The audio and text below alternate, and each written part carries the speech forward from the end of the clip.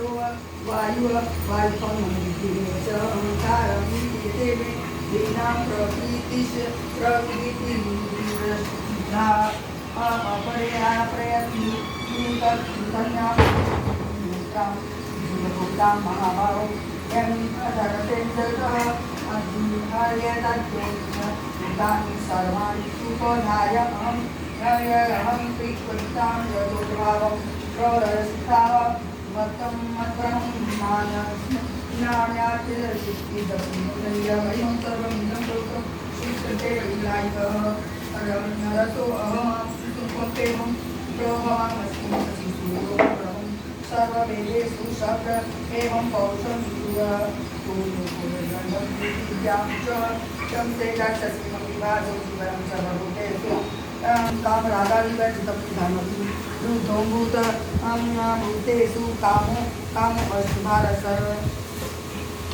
परमव्यं देयेषां मयां दुरात्यां ममेवमेवं प्रपद्य मया वेमेतां चरन्ते न मां दुष्कृतो मूढां प्रपाते नराधरां मया मोयया परित्यज्ञानम् आश्रमं भावमाश्रिता सर्व तेषां ज्ञानिमित्तम् एतावद्विशेष ज्ञानिनो अज्ञातमं सचाप्य उदार सर्व एव ज्ञानी स्वात्मैवं अष्टं स्वात्मं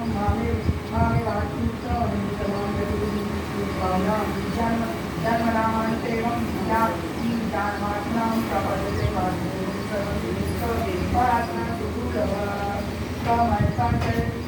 तैतैर्गीतज्ञानं प्रपद्येता तं विलीनं वास्तवमर्थाय नियतां शया यो योन्यां तस्याचलं यथां तामेवं धाम्यहं स तां श्रद्धायाम् अयुक्तस्मितया यं धाराधामयीतेयं सर्वेतश्रद्धः कामान्नमयमेवं विहिता ताडीहिता अन्तुं तं तेषां मद देवजयो यान्ति मां मद्भक्तां यान्ति मामपि व्यक्तं व्याक्षित्मात् पत्रं पन्नं मन्यतेवं माधुर्यं भावमजानन्तो मोमाभ्ययमुत्तमं यनाहं प्रकाशं सर्वस्य योगमाया मायया सामितः मूढोऽयं नाभिजानाति लोको मां जन्मव्ययं वेदाहं समतीतानि वर्तमानि चार्जुं भविष्याणि च भूतानि मां तु वेदेषु च कचन इच्छादेशदुःखेन द्वन्द्वमोहे भारत सर्वभूतानि सा मोहं सर्गेता यान्ति परमतः तेषाम् अत्वन्तगतं पापं जनानां पूर्णकर्मणाम् एवं द्वन्द्वमोहनिर्मुक्तां भजन्ते मां विवृता जरामरणमोक्षायां मामश्रित्य एतन्ति ते ब्रह्मा तदिदं कृत्सन मध्यात्मनं कर्म चाखिलं शं साधिउदारिदेव मां शं साधियज्ञं च एवं विद्वः प्रयाणकाले अपि च मां ते अभियुक्ता चेतसा। सातवां अध्याय पढ़ा जाता है, इसका मतलब आप लोग अच्छी तरह से समझिए। भगवान शिव कहते हैं, हे पार्वती, अब मैं तुम्हें 7वें अध्याय का महत्व बताता हूँ, जिसे सुनकर कानों में अमृत की राशि भर जाती है। पाटलिपुत्र में नामक एक दुर्गम नगर है, जिसका गोपुर द्वार बहुत ही ऊंचा है। उस नगर में सांकु तो हाथ में पड़ रहा है, संस्कृत का अर्थ है 7वें अध्याय का। उसके उपरांत श्री कृष्ण भगवान बोले कि हे पार्थ, तूने मेरा अनन्य प्रेम से आसक्त हुआ मन वाला और अनन्य भाव से मेरे प्राण होकर योग में लगा हुआ मुझको संपूर्ण विभूति बल ऐश्वर्य गुणों से युक्त सबका आत्मा रूप जिस प्रकार से संशय रहित जानेगा, उसको तू सुन। मैं तेरे लिए इस रहस्य सहित तत्व ज्ञान को संपूर्णता से कहूँगा, जिसको जानकर संसार में फिर भी कुछ भी जानने योग्य शेष नहीं रह जाता है। हजारों मनुष्यों में कोई मनुष्य मेरी प्राप्ति के लिए यत्न करता है। भगवान करें कि हे अर्जुन, हजारों मनुष्यों में लोग करते हैं, उनमें से कोई 1%, मतलब 1000 में से 1% प्रभु को कोशिश करते हैं, और उस 1% में से केवल एक ही भगवान को जान पाता है। यत्न करने वालों से योगियों में से भी कोई पुरुष मेरे प्राण होकर उस मेरे तत्व से जानता है, अर्थात यथार्थ सत्य रूप से मर्म से जानता है।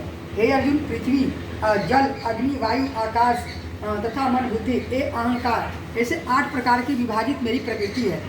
यह 8 प्रकार के भेदों वाली अपार अर्थात मेरी जड़ प्रकृति है। हे महाभाव, इससे दूसरी को मेरी जीव रूपा पराशक्ति अर्थात प्रकृति जान, अर्थात चेतन प्रकृति जान। ये 8 प्रकृति से परे एक है चेतन शक्ति, जो आप लोग महसूस करके, हर चीज़ को महसूस करके जानते हैं, वो चेतना शक्ति है, जानती है, जिससे यह संपूर्ण जगत धारण किया जाता है। हे अर्जुन, तू ऐसा समझ, वो चेतन शक्ति से पूरी संसार को आप धारण किए हुए हैं। अगर वो नहीं है तो कुछ नहीं है। संपूर्ण भूत इस दोनों प्रकृतियों से ही उत्पत्ति वाले हैं, और मैं संपूर्ण जगत का उत्पत्ति का, प्रलय का, अर्थात संपूर्ण जगत का मूल कारण भी मैं ही हूँ।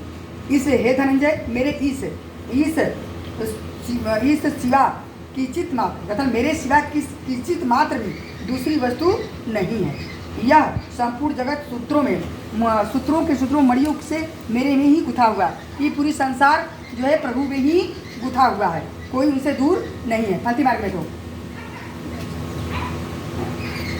और हे अर्जुन, जल में रस, भगवान कह रहे हैं कि मेरे में गुथा हुआ है। अब देखिए कहाँ कहाँ भगवान कह रहे हैं, हे अर्जुन, जल में मैं रस हूँ, चंद्रमा में और सूर्य में जो प्रकाश हो वो मैं ही हूँ, संपूर्ण वेदों में ओमकार मैं ही हूँ, तथा आकाश में शब्द मैं ही हूँ, पुरुषत्वों में मैं पुरुष तत्व मैं ही हूँ, पृथ्वी में पवित्र गंध करने अग्नि तेज मैं ही हूँ। संपूर्ण भूतों का, जो आप लोग भूत बार बार करते हैं, और सुन लीजिए, भगवान करें संपूर्ण भूतों में उनका जीवन है, संपूर्ण भूतों में उनका जीवन है। भूत कोई और नहीं, आप ही लोग हैं। आप लोगों के पिछले जन्म का जो कर्म है वही भूत है, उनका जीवन हूँ, अर्थात जिससे यह जीते हुए है वह मैं ही हूँ। कथन, जो जिससे यह जीता हुआ संसार है वह मैं ही हूँ। तपस्वियों का तप हूँ। हे अर्जुन, तू संपूर्ण भूतों को सनातन कारण मेरे को ही जान।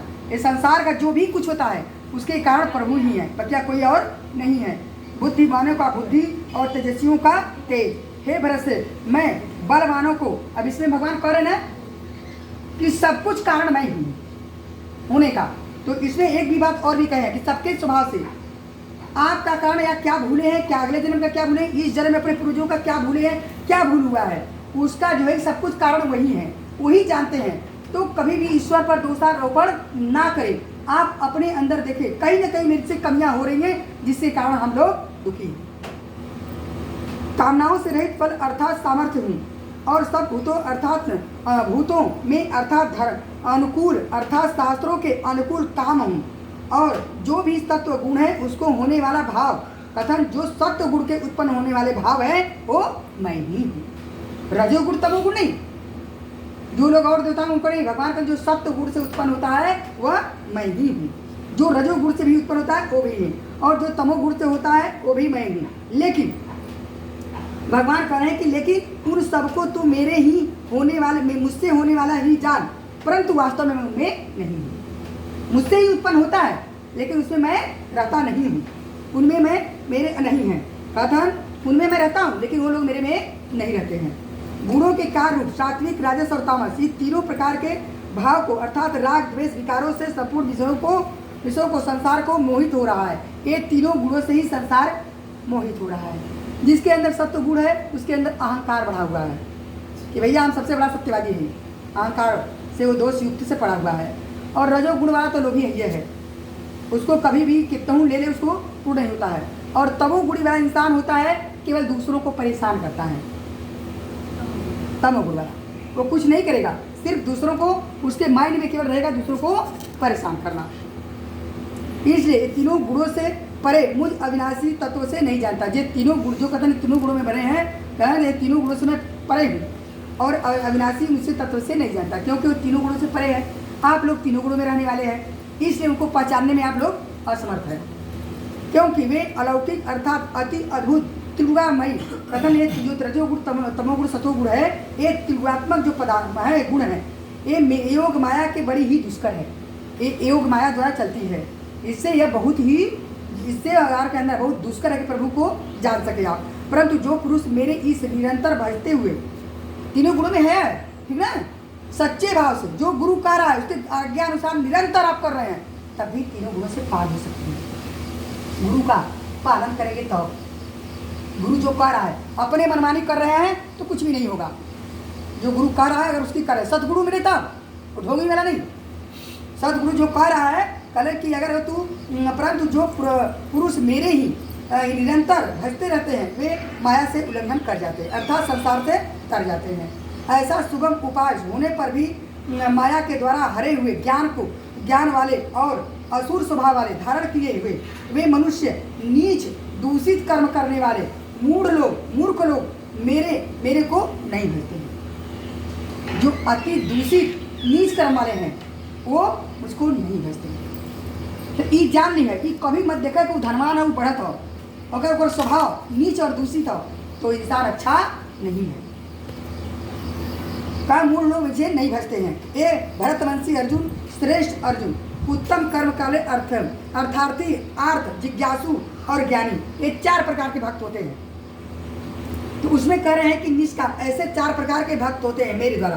तो अब अर्थार्थी जो होता है, एक होता है जो पैसे के लिए जाता है, और एक आर्थ के लिए, और दूसरा एक जाता है कि अपने दुखों के लिए जाता है, और तीसरा जब जाता है तो प्रभु को जानने का प्रयास करता है, और चौथा है जो पूर्ण रूप से भगवान को जानता है।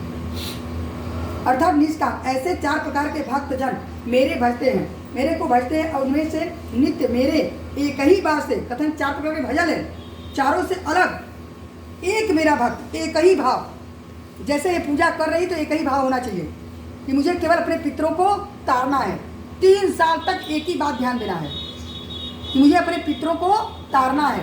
आप भागवत गीत जब भी पूजा हो बैठे, एक कभी ना कहें, क्योंकि गले में आप लटकाई रहती हैं, एक कभी मत कहें कि मेरा ये दुख दूर हो जाए, ये दुख दूर हो जाए। बस किसी भी रूप में मुझे पितरों को तारना है, उनको मुक्त करना है।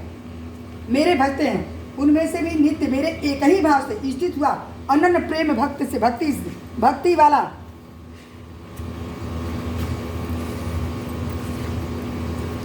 वाला ज्ञानी भक्त अति उत्तम है।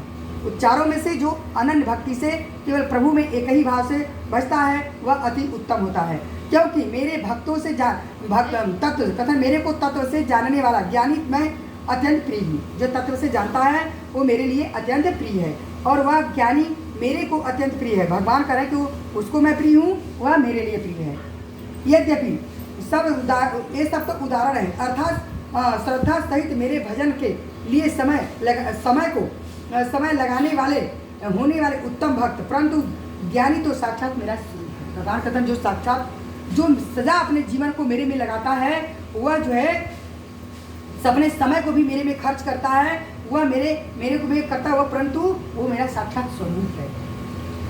मतलब कहे कि मतलब सचमुच मैं ही हूँ जो अपने जीवन को मेरे में ही खर्च करता है।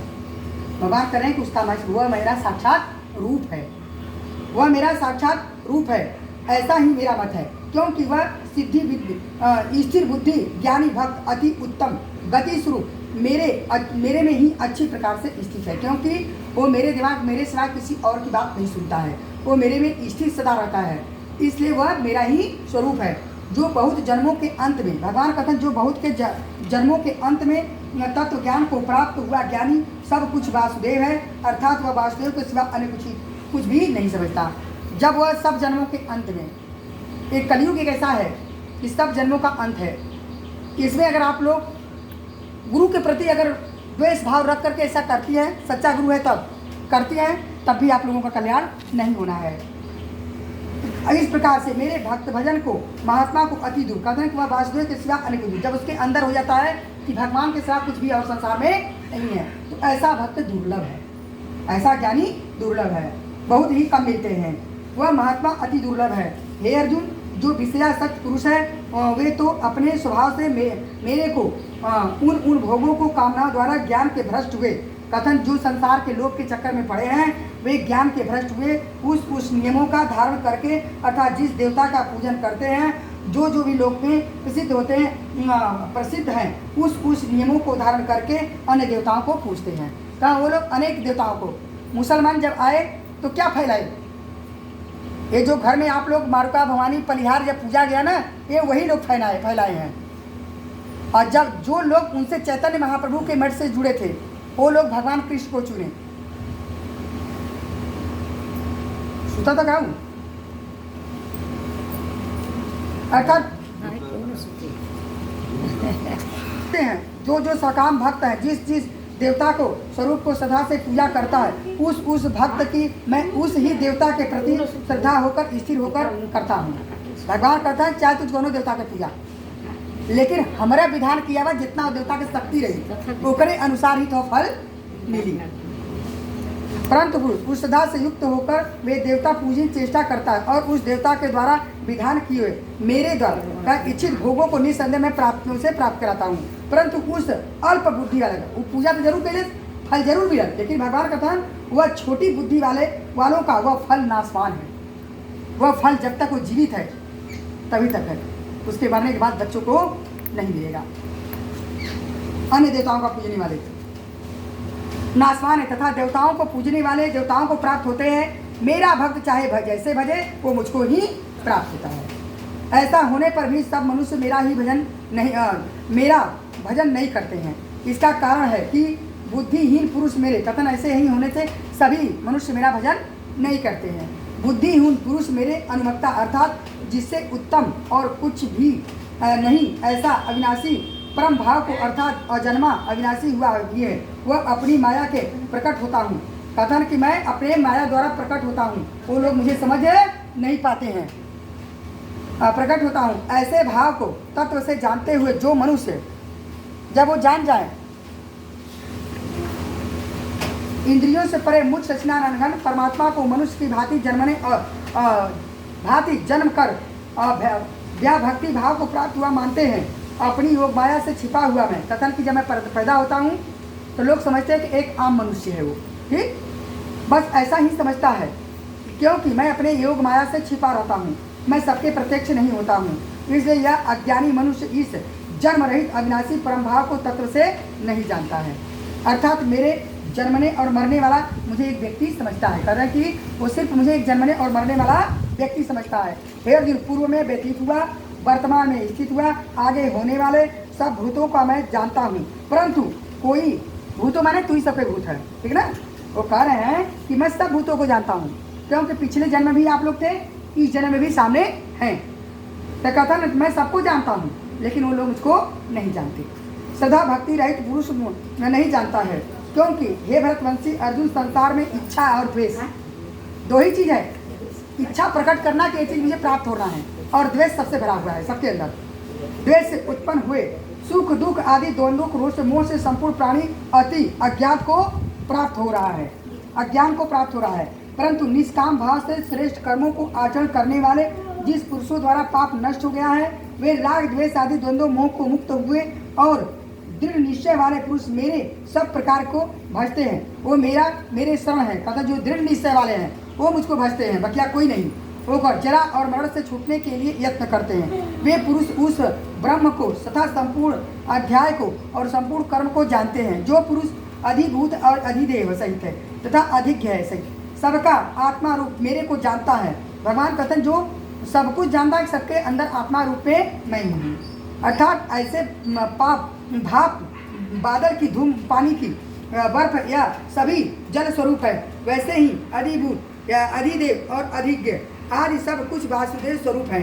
ऐसा ही जो जानते हैं वे युक्ति चित्त वाले पुरुष अंत काल में भी मुझको ही भजते हुए अर्थात प्राप्त होते हैं। जब कह रहे हैं जो जानते हैं कि सब कुछ वासुदेव है, ऐसा जो जानता है वही भगवान को प्राप्त कर सकता है।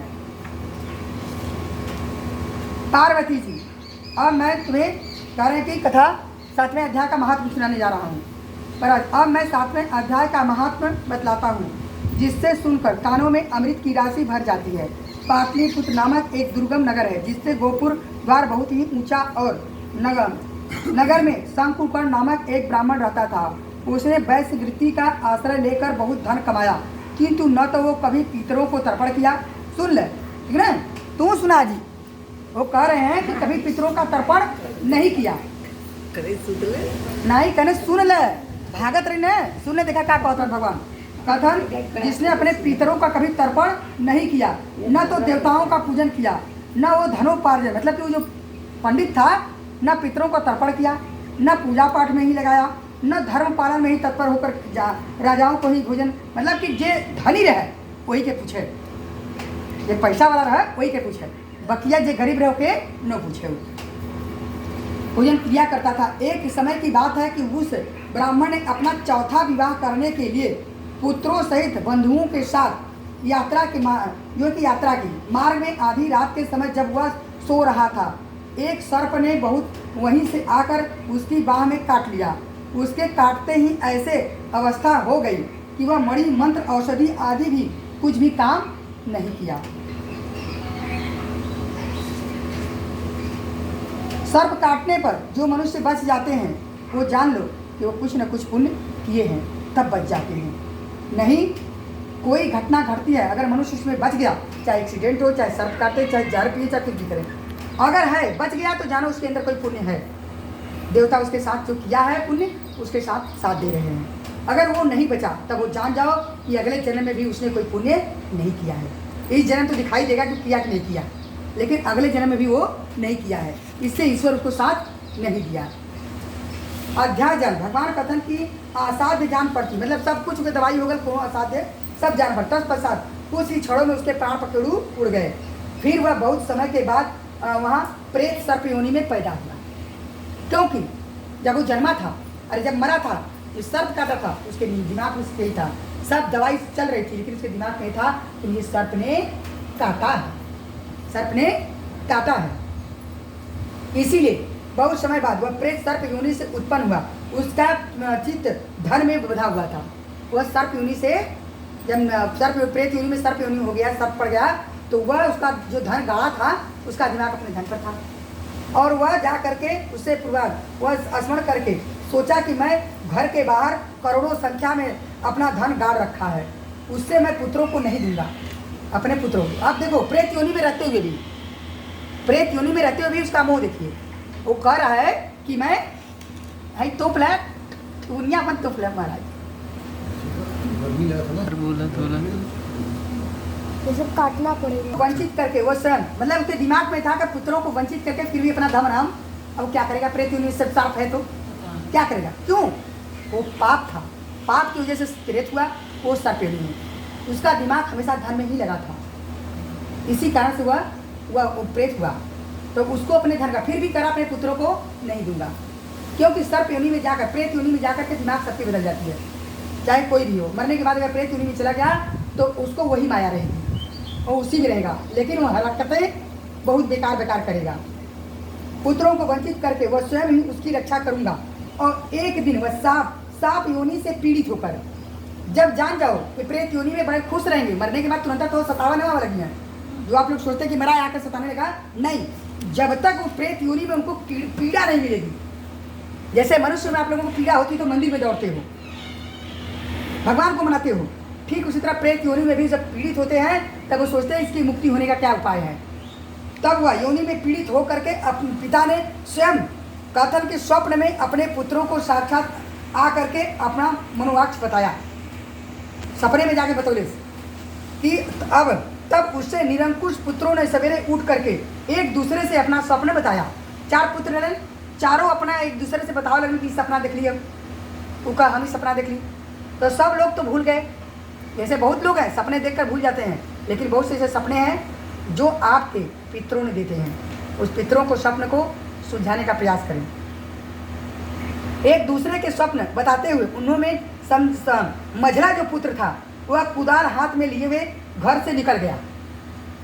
मझला जो पुत्र था कुदाल हाथ में लेकर के निकल गया, जहाँ उसके पिता सर्प योनि में धारण करके वहाँ स्थान पर गए।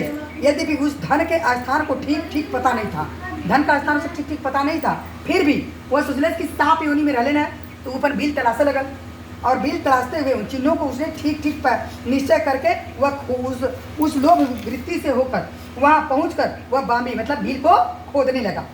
अब खोदना आरंभ किया, तब उस ही बाम्बी से बड़ा भयानक सांप प्रकट हुआ और बोला, यह मूर्ख तू कौन है और किसके लिए यहाँ आया हुआ? अब पुत्र ही स्वप्न दिया, पिता ने ही स्वप्न दिया, फिर पूछ रहा है तुम कौन हो, यहाँ किस लिए आए हो, क्योंकि यह वीर क्यों खोद रहा है, अथवा किसने तुझे भेजा है, अयो ये सारी बातें मुझे समझा। पुत्र बोला, मैं आपका पुत्र हूँ, मेरा नाम शिव है, मैं रात्रि में देखे हुए स्वप्न से विस्मित होकर यहाँ स्वर्ण लेने के कौतूहल से आया हूँ। आजकल क्या है कि अगर आपने स्वप्न में धन देख लिया, ठीक, आपने स्वप्न में धन देख लिया तो किसी से पूछना स्टार्ट कर दिए, तो इस बहाने बहुत से ऐसे लोग हैं, पंडित हैं बहुत से लोग, और जो ज्योतिषी हैं वो लोग बता बता कर कहेंगे हाँ तू इतना पैसा दे तेरा धन निकाल दूंगा। ये असंभव वाली बात है। जो आपने स्वप्न में देखा वह धन अगर प्राप्त करनी है तो जैसे ईश्वर कहता है वैसे करोगे तभी प्राप्त कर सकते हो। अब ये सोचो कि उसने कह दिया तो निकाल देगा, तो असंभव वाली बात करता है, ये जान लीजिए। कौतूहल बस आया हूँ। पुत्र की यह वाणी सुन करके वह सांप हंसता हुआ वचन स्वर से उच्च स्वर से बोला, इस प्रकार स्पष्ट बोला, यदि तू मेरा पुत्र है तो मुझे शीघ्र ही बंधन से मुक्त कर, इस प्रेत योनि से मुक्त कर। पूर्व जन्म के गाड़े हुए धन के पूर्व जन्म के गाड़े हुए धन के लिए तू सर्प योनि में मैं उत्पन्न हुआ हूँ। खत्म, जो धन गढ़ ली वो एक चक्कर में आके सर्प योनि में उत्पन्न हुआ हूँ। और वह पुत्र ने पूछा, पिताजी आपकी मुक्ति कैसे होगी, इसका उपाय मुझे बतलाइए, क्योंकि मैं इस रात में लोगों को सबको छोड़कर आपके पास आया हूँ। सब पुत्रों ने भाइयों ने साथ नहीं दिया, लेकिन मैं अकेला यहाँ आया हूँ। पिता ने कहा, बेटा गीता के अमृत में समस्त 7वां अध्याय मतलब 7वां अध्याय को छोड़कर मुझे मुक्त करने में तीर्थ दान तप और कुछ भी नहीं है। चाहे कौन तीर्थ दान कर ला, लेकिन 7वां अध्याय ऐसा है जो आप लोगों को जो कि पितरों को मुक्ति दिलाने में बहुत ही सरल है। अमृत समझ 7वां अध्याय को छोड़कर मुझे मुक्त करने के तीर्थ दान तप कुछ भी नहीं है, यज्ञ भी नहीं है और सर्वथा समर्थ नहीं है। केवल गीता के 7वें अध्याय के प्राणियों के जरा और मृत्यु आदि दुखों का दूर करने वाला है। पुत्र, मेरे श्राद्ध के दिन समस्त 7वां अध्याय का पाठ करने वाले, आप लोग श्राद्ध करते हैं कि मरने के बाद वो श्राद्ध हो रहा है? नहीं, जब भी प्रेत योनि के लोग ले जाते हैं उन्हें ले दिए बैठा दिए, क्या बैठा वहाँ पिंडा पर आवा, ये भी मन से गालो बैठा हुआ बताओ, वहाँ पिंडा पर आते हैं कैसे बैठाते हैं? कोई नहीं गया है भूत बैठा नहीं, तू तो जाना तुम कभी गए हो ना पिचास मुचन ना ना तो बैठाने वाला सिस्टम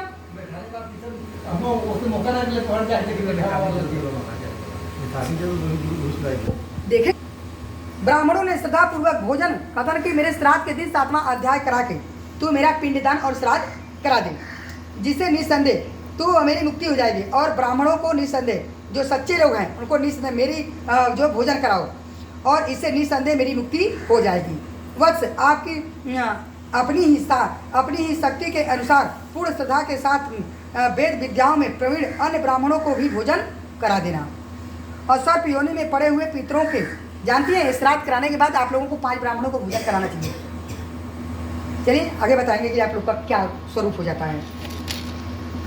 सर्प योनि में पड़े हुए पिता के अन्य वचन सुनकर सभी पुत्रों ने उनकी आज्ञा के अनुसार तथा उससे भी अधिक किया।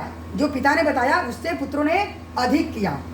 वह सब कुछ शंकु कर अपने सर्प योनि को त्याग कर दिव्य देह धारण करके और वह सारा धन पुत्रों को धन अधिक कर दिया। पिता के करोड़ों संख्या में धन को बांट कर दिया था और उससे वे सदाचारी पुत्र बहुत ही प्रसन्न हुए।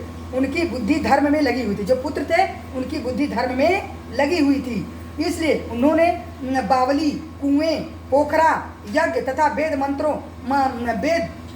वेदा मंत्री के लिए उस भी धन का उपयोग किया जो धन मिला। सदा जप करते रहे और उन्होंने मोक्ष का प्राप्त किया। पार्वती जी, यह तुम्हें मतलब चारों भाई जो नलन वो भी अन्नशाला भी खोला है। और तत्पश्चात वे 7वें अध्याय का सदा जप करते हुए ये सब पाठ करते रहे हो। महात्मा बताया प्रतिदिन पार्वती, यह मुझे तुम्हें यह 7वें अध्याय का महत्व बतलाया है, जिससे श्रवण मात्र से मानव सब पापों से मुक्त हो जाता है।